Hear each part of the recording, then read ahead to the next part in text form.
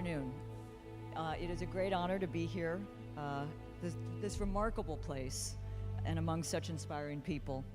I would not be here if it weren't for my father, whose passion, purpose, and unwavering commitment to ensuring that Franklin and Eleanor Roosevelt's legacy remains alive and strong.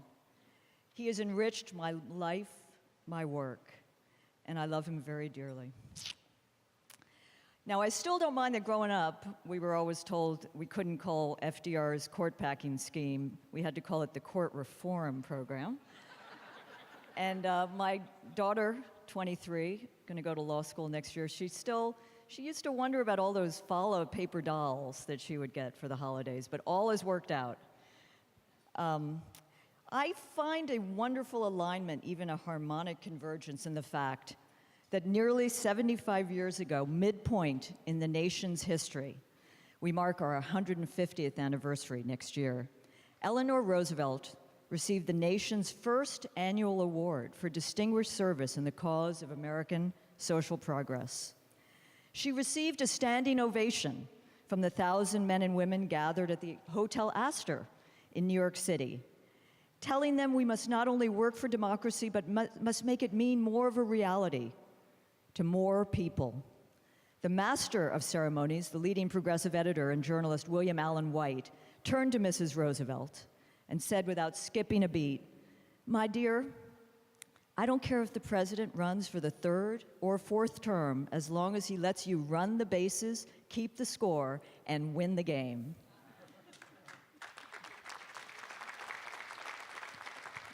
I think you can tell who the nation's favorite Roosevelt was, though we're not supposed to have any favorites. Today, in so many ways, we live in a country shaped by Eleanor Roosevelt. The New Deal and the social movements of their time brought economic security and dignity to millions of Americans. It made perfect sense that the man and the woman in the street fervently believed that they had a friend in the White House, in Eleanor and Franklin. The New Deal so defined the measure of our freedoms that it should not surprise anyone here that this country's contemporary political battles, and they are battles, and these battles stretching back some 75 years, are largely framed by the right's desire to roll back the civilizing gains of the New Deal and its bookend, the Great Society. I am sure Eleanor Roosevelt would scorn those today who boast of their hatred of government, yet run money-drenched campaigns in order to get elected to run our government, or rather run to dismantle, defund, and use government's power for the few, not for the common good. It is Eleanor's commitment to social justice that, to me, remains so especially relevant today. She stood tirelessly with those fighting for economic and racial justice, for women's equality, for human rights, for peace.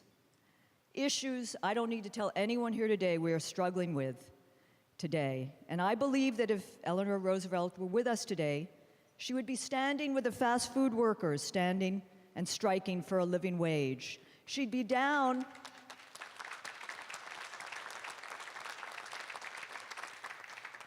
with the Moral Monday movement in North Carolina, fighting the assaults on our precious right to vote.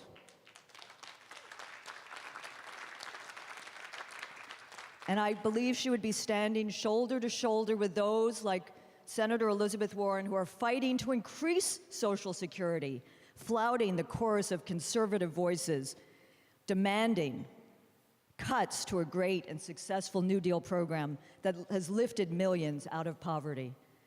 Eleanor Roosevelt would understand that in America, those who work full-time should never live in poverty. Now, but you know, what strikes me is these are not left or right issues. These are right and wrong issues. Women's rights are not a left or right issue. Helping people when they're unemployed is not left or right. Creating jobs is not left or right. These issues are the moral center of who we claim to be as a people. Now, Eleanor Roosevelt was not naive.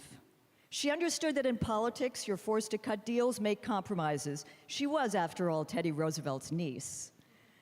Yet through her courage and conviction, acting as Roosevelt, FDR's eyes and ears, and his conscience, she gave meaning to the power of immoral politics. She understood the power of social movements to shake up the status quo, to challenge establishment politics, and move a nation's elected leaders toward their better angels, toward a politics and a government which has as its essence the commitment to improving the quality of people's lives, of dismantling the rigged rules that favor the few, not the many.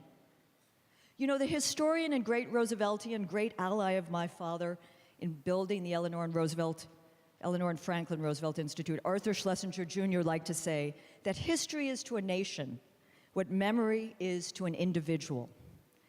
Eleanor Roosevelt's history is our living history. It is a model and a standard by which to judge our work and our times. It may be hard to envision as we sit here today and we look out at the corruption of entrenched interests, the fear-mongering, the abuse of human and economic rights, but to be here at Val-Kill is to understand that change is rising, change is coming. And it is change Eleanor Roosevelt would be on the side of, fighting for, along with the great graduates of Val-Kill's program, fighting for with grace, dignity, integrity, and fierce purpose. In close, let me say that, again, back to the nation, which has been my home for 20 years. In February 1940, Eleanor Roosevelt wrote a short piece for the nation. Its title, "Fear is the Enemy." Could we republish it next week? Yeah. "Let us beware," she wrote, "unreasoning fear which will make us curtail our liberties and prevent a free expression of new ideas." That is what she wrote.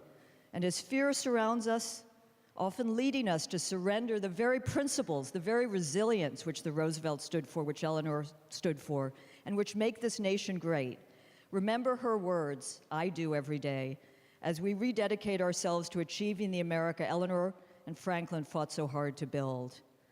There is a new generation of Eleanor Roosevelts out there, men and women, and ready and eager to heed the call to action Eleanor Roosevelt issued in one of her last My Day columns.